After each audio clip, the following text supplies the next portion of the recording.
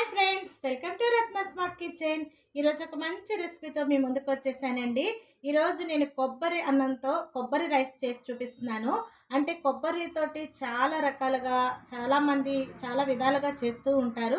నా స్టైల్లో నా పద్ధతిలో కొబ్బరి రైస్ ఏ విధంగా తయారు చేయాలో చూపిస్తూ ఉంటాను. ఎప్పుడు తినే పలావు, మన చికెన్ దమ్ బిర్యానీ, చికెన్ బిర్యానీలు ఇవే కాకుండా కొబ్బరితోటి చక్కగా పాలు తీసుకొని రైస్ చేసుకుంటే కమ్మగా, రుచికరంగా ఎంతో బాగుంటూ ఉంటుంది. మరి ఈ పండగకి మీరు కూడా ఆ విధంగా చేసుకోవాలని నేను ఆశపడుతూ ఉన్నాను. ఇంకా మన ఛానల్ ఎవరైనా సబ్స్క్రైబ్ చేసుకోకపోతే సబ్స్క్రైబ్ చేయండి, లైక్ చేయండి, షేర్ చేయండి. మీ అమూల్యమైన లైక్ ద్వారా, మీ సబ్స్క్రైబ్స్ ద్వారా మా మా వీడియోస్ అన్నీ కూడా ఫార్వర్డ్ అవుతూ ఉంటాయి. ఎంకరేజ్ చేయండి ఫ్రెండ్స్.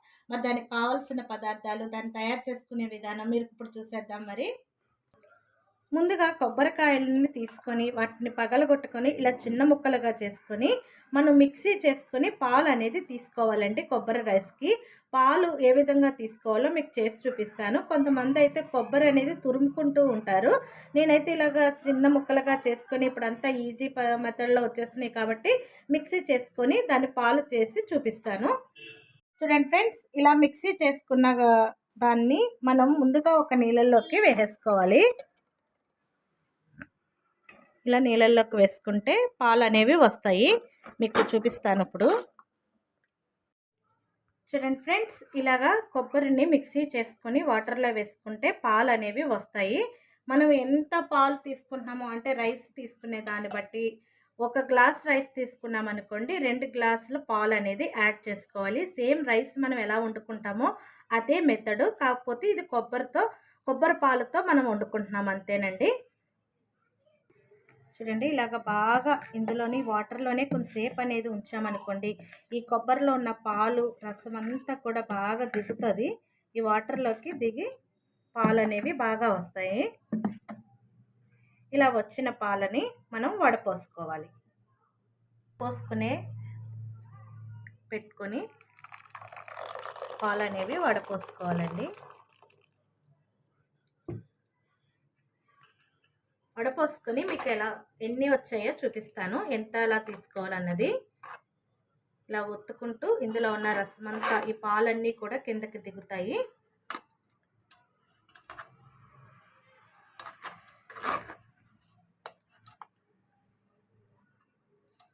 ఫ్రెండ్స్, ఇలాగా పాలు తీసుకోవాలి. ఇలా పాలు తీసుకున్న వాటిని మళ్ళీ ఇలాగా 2-3 సార్లు అనేది మనం వడపోసుకుంటూ ఉండాలండి.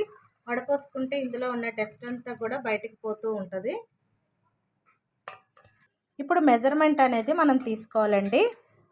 మీరు గ్లాస్ అయితే గ్లాసు, లోటా అంటే లోటా, ఏదంటే అది తీసుకోవాలి.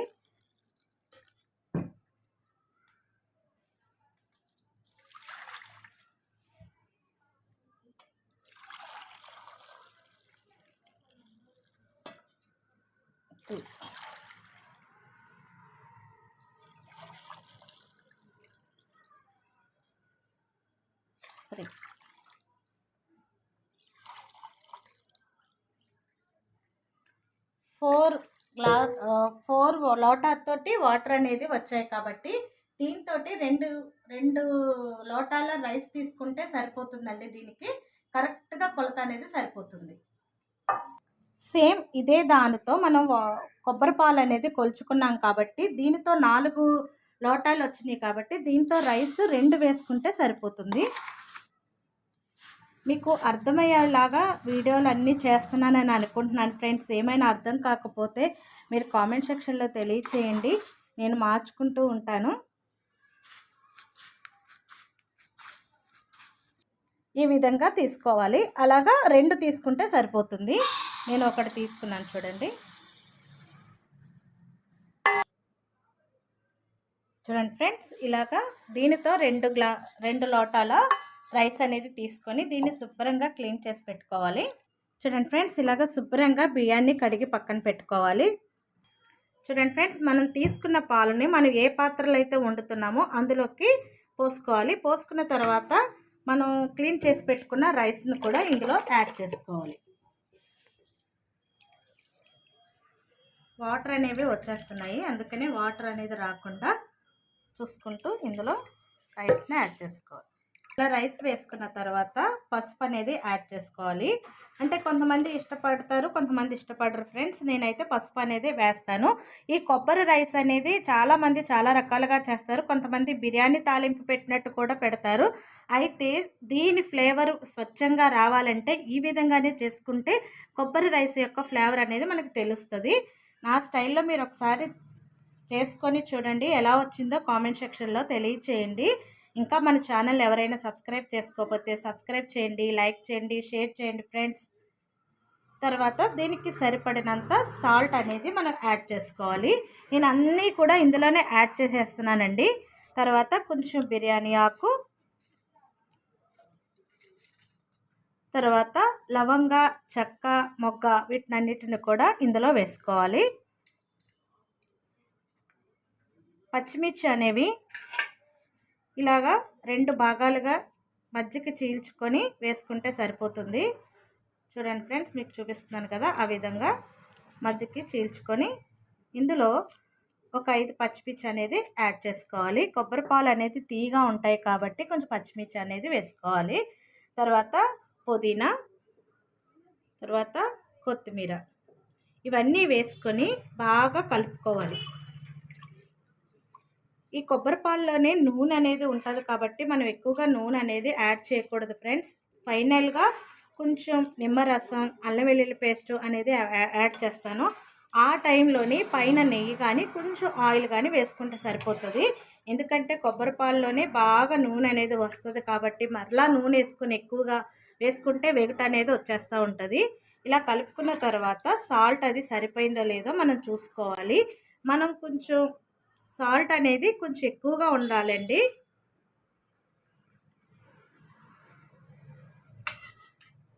సరిపోలేదు, కొంచెం యాడ్ చేస్తున్నాను. మన నాలుగుకి కొంచెం టేస్ట్ అనేది కొంచెం ఎక్కువగా అనిపిస్తే మనం రైస్ వండేటప్పటికి కరెక్ట్గా సరిపోతుంది. ఈ కొబ్బరి రైస్లోకి నాటుకోడి చికెన్ అయితే సూపర్ ఉంటుందండి. నా ఫేవరెట్ అది. మీకు కొంతమంది మటన్ కర్రీ కూడా ఇష్టపడుతూ ఉంటారు. మీరు దేనితో తింటారో నా కామెంట్ సెక్షన్లో తెలియచేయండి ఫ్రెండ్స్. అంతే ఫ్రెండ్స్, ఇది తీసుకెళ్ళి స్టవ్ మీద పెట్టేద్దాం. నిమ్మకాయ రసం ఇప్పుడు యాడ్ చేయను. నిమ్మకాయ రసం మధ్యలో కొంచెం ఉడుకుతున్నప్పుడు నిమ్మకాయ రసం అనేది యాడ్ చేస్తాను. ఈ నిమ్మకాయ రసం వేసుకోవడం వల్ల రైస్ అనేది పొలుకుగా వస్తుంది, ముద్దగా అవ్వదు ఫ్రెండ్స్. అందుకనే ఒక కాయ నిమ్మకాయ రసం పిండుకొని పక్కన పెట్టుకున్నాను. ఇలా స్టవ్ మీద పెట్టుకొని స్టవ్ ఆన్ చేసుకొని దీన్ని ఉడికించుకుంటే సరిపోతుంది ఫ్రెండ్స్. మనం కొబ్బరికాయలు కొట్టుకొని పాలు తీసుకోవడమే దీనికి లేటు. చాలా కమ్మగా ఉంటుంది. ఈ కొబ్బరి పాలతో రైస్ చేసుకుంటే మంచి పోషక విలువలు కూడా అందుతాయి ఫ్రెండ్స్. అంతేకాకుండా ఈ కొబ్బరి పాలు తినడం వల్ల మనకి హెయిర్ బాగా గ్రోత్ అవుతుంది, మన స్కిన్ గ్లోగా ఉంటుంది, మంచి ఎముకలు కూడా పుష్టిగా ఉంటాయి. కాబట్టి కొబ్బరి పాలతో మనకి దొరికినప్పుడల్లా ఇలా రైస్ చేసుకుంటే చాలా మంచిది. మూత పెట్టుకొని ఒక 5-10 నిమిషాల వరకు ఉడికించుకుందాం. మధ్యలో చూడాలి ఫ్రెండ్స్, ఇలా అయితే పొంగిపోయినాయి అనుకోండి పాలు అన్నీ కూడా కిందకి వెళ్ళిపోతే టేస్ట్ బాగోదు. కాబట్టి మధ్య మధ్యలో మనం కలుపుకుంటూ ఉండాలి ఫ్రెండ్స్. అలా ఉడుకుతూ ఉంది చూడండి ఫ్రెండ్స్, అలా ఉడుకుతూ ఉంది. ఈ సమయంలోనే మనం ఇంకొన్ని యాడ్ చేసుకోవాలి.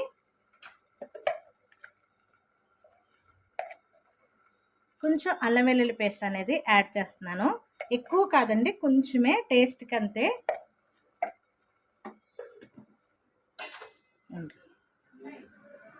కొంచెం నిమ్మకాయ రసం కూడా ఇందులో యాడ్ చేసేస్తున్నాను. చూడండి, ఇలా ఉడకాలి. ఉడికిన తర్వాత మనం దమ్ చేసుకుంటే సరిపోతుంది. సేమ్ రైస్ వండినట్టే, కాకపోతే ఇందులోనే కొబ్బరి పాలు అనేది యాడ్ చేశాను. చూడండి ఫ్రెండ్స్, పక్కన నాటుకోడి పులుసు కూడా వండుతున్నాను. ఈ రెసిపీ కూడా త్వరగానే మీకు అప్లోడ్ చేస్తాను.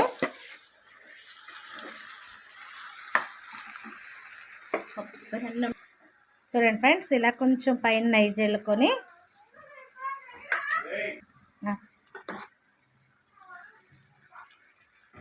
ఇలా కొంచెం వాటర్ ఉంటుండగానే మనం సిమ్లో పెట్టేసుకోవాలి. సిమ్లో పెట్టుకొని మూత పెట్టుకొని దమ్ చేసుకోవాలి. చూడండి, రెడీ అయిపోతుంది ఫ్రెండ్స్. కర్రీ కూడా రెడీ అవుతుంది. కొబ్బరి అన్నంలోకి నాటుకోడి కూర సూపర్ టేస్ట్గా ఉంటుంది. ఈ రెసిపీ కూడా త్వరలోనే పెడతాను ఫ్రెండ్స్. చూడండి ఫ్రెండ్స్, పక్కన కొంచెం ఆయిల్ వేసుకొని జీడిపప్పుని ఇలా దోరగా వేయించుకొని దించేస్తామనగా ఒక 2 మినిట్స్లో దించేస్తామనగా ఇందులో యాడ్ చేసేసుకోవాలి. ఇలా పైన వేసుకోవడం వల్ల జీడిపప్పు అనేది క్రిస్పీగా ఉంటుంది, టేస్ట్ బాగుంటుంది కాబట్టి ఇలా యాడ్ చేసుకున్నాను. కొంచెం పైన కొత్తిమీర పుదీనా జల్లేసుకొని ఒకే 2 నిమిషాలు అయిపోయింది ఫ్రెండ్స్. ఇంకా 2 మినిట్స్ మనం మగ్గించుకుంటే సరిపోతుంది. చూడండి ఫ్రెండ్స్, ఎంత కలర్ఫుల్గా వచ్చిందో, చాలా రుచిగా ఎమ్మీగా ఉంటుంది. చూడండి, చాలా ఎమ్మీగా ఉంటుంది, కమ్మగా అనిపిస్తుంది. అసలు మసాలాలు అనేది లేదు కాబట్టి మనకి ఏ విధమైన హాని చేయదు. సో మనకి ఇది చాలా రుచికరంగా ఉంటుంది. విత్ నాటుకోడి కర్రీతో తిన్నారంటే సూపర్ అనిపిస్తుంది. చూడండి, అన్నం కూడా చాలా పులుకుగా వచ్చింది.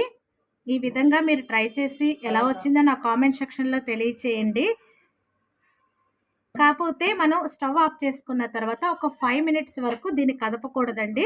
ఎందుకంటే కొబ్బరి అన్నంలో కొబ్బరి పాలు పచ్చిగా ఉంటాయి కాబట్టి మనం స్టవ్ ఆఫ్ చేసుకున్న వెంటనే సర్వ్ చేసుకోకూడదు. ఒక 5 మినిట్స్ వరకు దాన్ని రెస్ట్ చేసి తర్వాత మనం తీసుకుంటే చాలా బాగుంటుంది. చూడండి ఫ్రెండ్స్, నాటుకోడి పులుసు కూడా రెడీ అయిపోయింది.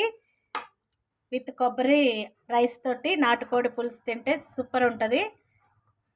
చూడండి ఫ్రెండ్స్, చక్కగా రైస్ ఇలాగ ఒక ప్లేట్లోకి సర్వ్ చేసుకొని ఎంత పొడిగా చక్కగా బాగా వచ్చింది. చూడండి ఫ్రెండ్స్, చికెన్ కర్రీ ఇలా వేసుకొని తింటే దీని రుచి అసలు వేరే లెవెల్లో ఉంటుంది. ఈ నాటుకోడి పులుసు కూడా త్వరలోనే మీకు వీడియో చేసి పెడతాను ఫ్రెండ్స్. చూడండి, ఎంతో రుచికరమైన కొబ్బరి రైస్ నాటుకోడి పులుసు. మీకు టేస్ట్ చేసి చెప్తాను ఎలా వచ్చిందో.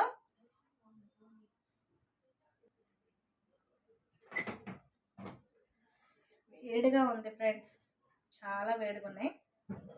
చూడండి, ఇలా కలుపుకొని ఒక పైప్ పెట్టుకుంటున్నాను.